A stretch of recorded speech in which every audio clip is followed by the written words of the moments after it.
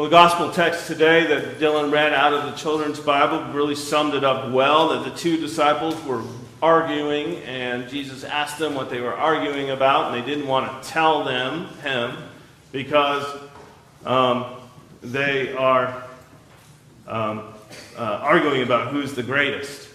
And as we travel with the disciples each Sunday, and as the gospel texts lead us, we're dealing with this question, who are you? And that really is a question about what does it mean to be human? Because that's what discipleship's about, is Jesus trying to show us what it actually means to be created in the image of God, what it means to believe that we are connected to something beyond us and not just islands upon ourselves. So today they are arguing, who is the greatest? And Jesus knows what they are arguing about, even as they're silent. You always know when, at least with kids, when you ask them something and they're totally silent, that something's up, right? They don't want to say because they know that it's not going to be approved of, that it's wrong, and that they shouldn't be doing it. They knew that they were speaking not from a spirit of humility, but from their egos. The ego is this person's sense of self-esteem or self-importance, and that's a very simple definition. I know we have at least two here, psychologists, who could give us entire classes or lectures on the ego and what it is. Freud described the ego as this mediator that stood between the outside world and the deeper, primal, instinctual things buried sometimes in our subconscious. And it kind of stood and mediated between what we see and how we act to the world and what is down and inside us. So the ego is something that constantly interacts, reacts with everything outside, assesses how we fit in, how we're fitting in, how we see ourselves in relation to everything else and everybody else in the world. Their sense of self. Now, I could say that as a pastor, or you could say that, Matt, you're a pastor, you should be the last person to be talking about ego, because many of you have experienced pastors or see them on TV that have huge egos, that maybe we're not the most qualified to examine this. Because it does happen. People either with big egos or a big sense of self-worth gravitate to the role of pastor because they get some attention every Sunday, or because they are needed and they like that they are needed. It feeds their sense of self-worth. So that's possible. Or someone might go into ministry with the best intentions, but over the years, as they are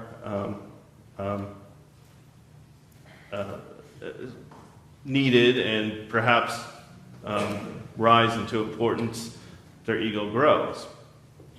So, but I'm hoping that hasn't happened to me yet. You let me know if it has. I don't think we have to think very hard right now what actually a big ego looks like. We all know people, what it looks like. You can turn on the TV and hear it. I think a face popped up in many of your minds.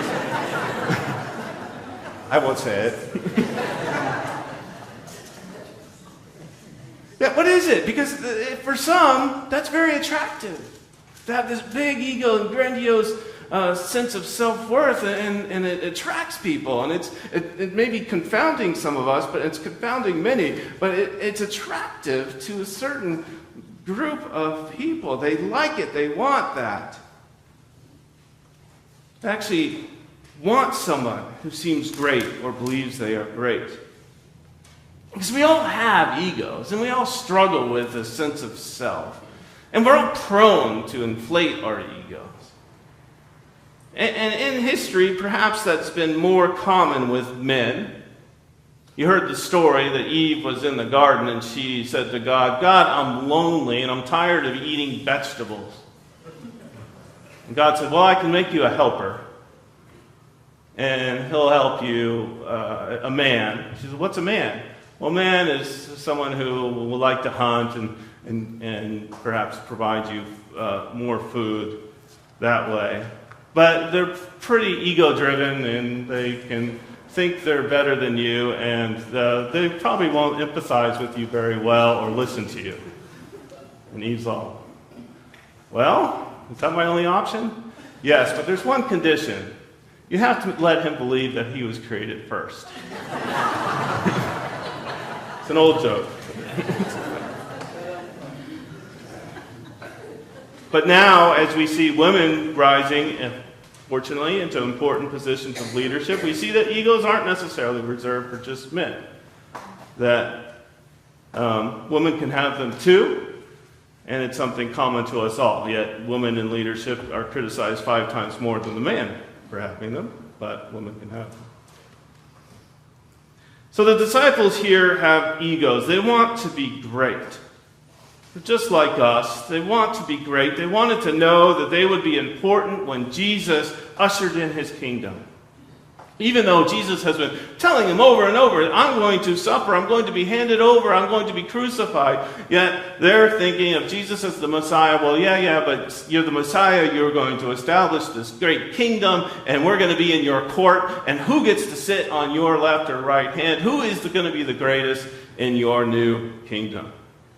They wanted that greatness. Perhaps they were afraid that they wouldn't be. And they were scared about what would happen. We all want to be great. We share, all of us, some fear in our lives that we might be forgotten. We feel pressured in lives, or have felt pressured in lives, to leave our mark, to do something great. You can hit middle age and think, what have I done in my life? There's no buildings named after me. I don't want that. The memories of us begin to fade, and our egos also will fade as history goes on.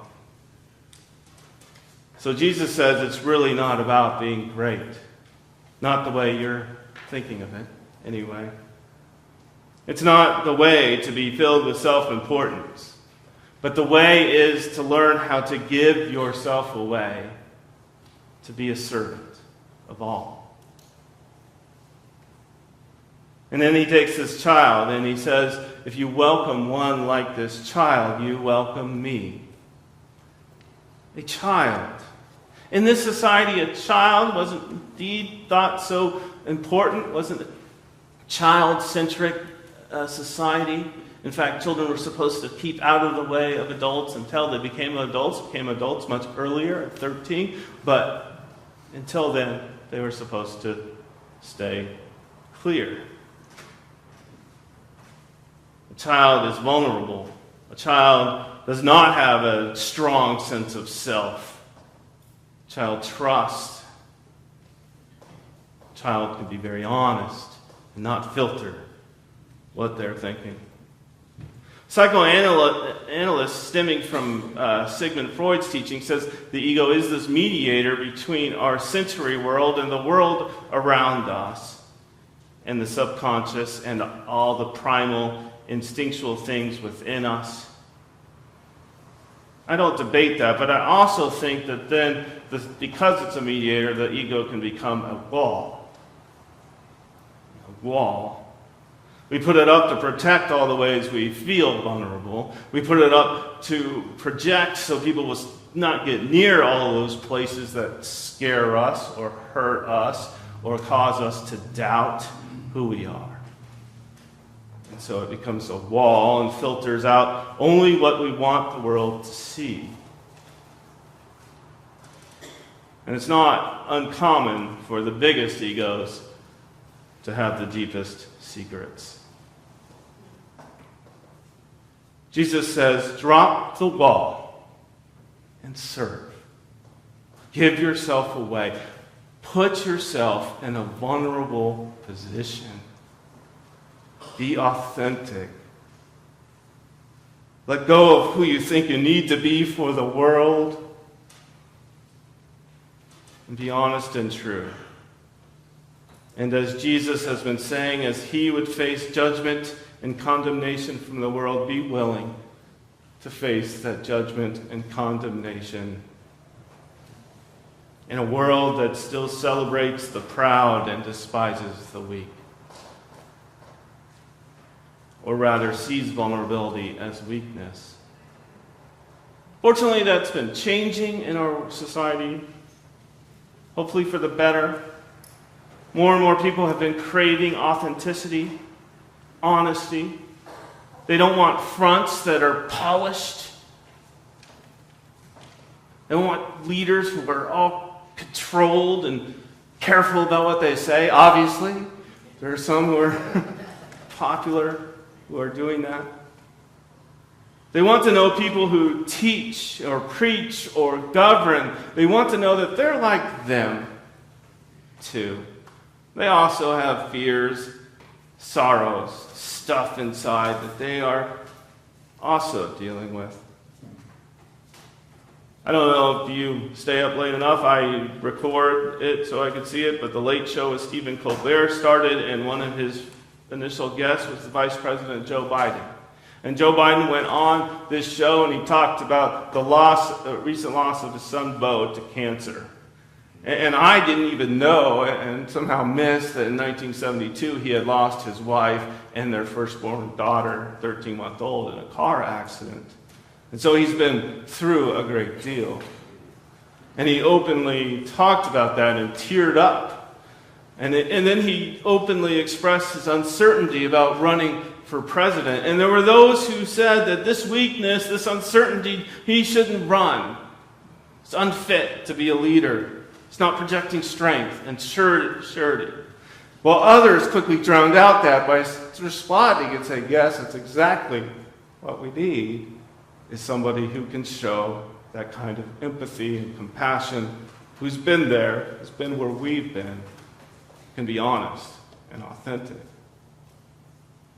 I've mentioned Brené Brown before. She is an author and researcher on the topic of vulnerability, shame, and failure, and how our willingness to embrace these as a part of life and who we actually are make us more successful in life. Maybe not the type of success we think of, but successful in relationships and in having a peace and contentment with our lives. She writes in her new book, Rising Strong, there are too many people today who instead of feeling hurt, are acting out their hurt. Instead of acknowledging pain, they're inflicting pain on others. Rather than risking feeling disappointed, they're choosing to live disappointed. Emotional stoicism is not badassery, she says. Excuse me, but that's her word. Blustery posturing is not badassery. Swagger is not badassery. Perfection is about the furthest thing in the world from that kind of greatness, aka badassery. She also says, so much of what we hear today about courage is inflated and empty rhetoric that camouflages personal fears about one's likability, ratings, and ability to maintain a level of comfort and status. We need more people who are willing to demonstrate what it looks like to risk and endure failure, disappointment, and regret. People willing to feel their own hurt instead of working it out on other people. People willing to own their stories, live their values, and keep showing up. Being able to drop the walls, drop the fronts, open up. Be honest, authentic, serve others. This is nothing new. Facing our egos, our ways that we deal with the world is incorporated to many world religions. The Four Noble Truths of Buddhism and Eightfold Path towards Enlightenment is all about letting go of our grasping, learning to not grasp at importance, at sense of self, at greatness, letting go of that, getting beyond that, and being a person who can then enter into compassion and mindfulness. It's not easy. Our purpose is not simply then to live egoless lives. It's not that it's all about our internal journey. However, the more we can get past that, the more we're able to be compassionate, to see the other, truly see others, truly connect with others. The more we're likely to serve if we can get past our own walls and projections and egos. But we don't have to get there to start serving. In fact, Jesus says right away, if you like to be great, begin being a servant to all. Because while we serve, we learn and we see. It's not all about us. It's not all about us, and serving helps us break away from ourselves and know more and more the nature of God's love and mercy and compassion. I've got a way to go on this journey. I get pretty consumed with what's going on in my life, but look for different ways as they come to stop thinking about myself and see the other. I was impressed by this couple in Turkey, Fethullah and Ezra Polat, who were married in the Turkish city of Kilis and offered all of their food intended for their wedding party to displaced families living in poverty nearby. Weddings there are 3 days long, and it's this big ego thing for the family. It's this big status symbol to have a big wedding and invite all your friends and feed them this great feast, just as they are here. And the father actually suggested that they do this. And so they said, okay. They let go of that big self-importance of their wedding day and said it's more important to serve others, to help others. And maybe you say, well, just fed them for a day or two. What difference will that make? But the more of us who can come to these appointments where we can choose self-importance or serving others, the more that we can all choose serving, the more difference happens.